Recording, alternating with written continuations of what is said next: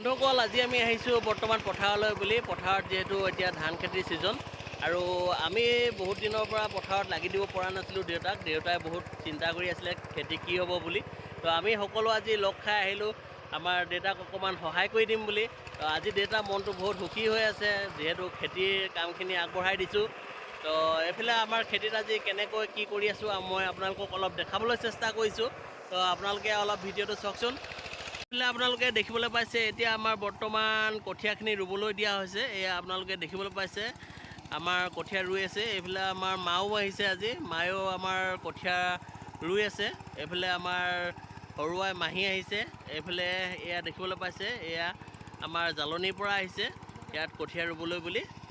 আৰু আমাৰ এইফালে তামুলী আছে, আজি তামুলীয়ে ট্ৰেক্টৰ মাৰি আছে। আৰু এইফালে নালিয়া আহিছে।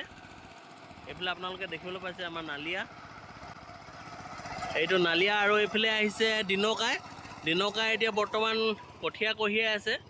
আৰু এয়া আমাৰ ৰাজু আছে লগত, এয়া ৰাজু, জয়ন্ত দা সকলো আহিছে আজি আমাক সহায় কৰি দিবলৈ বুলি।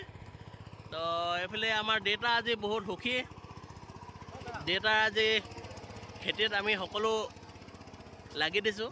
আৰু দেউতা আজি খেতিত চব আহিছোঁ, মনটো কেনেকুৱা লাগিছে? ভাল লাগিছে। আজি দেউতা বহুত ফূৰ্তি মনটো। দেউতাই চিন্তা কৰি আছিলে এবাৰ খেতি কি হ'ব বুলি। এবাৰ খেতিত আমি টাইম দিব পৰা নাছিলোঁ দেউতাক।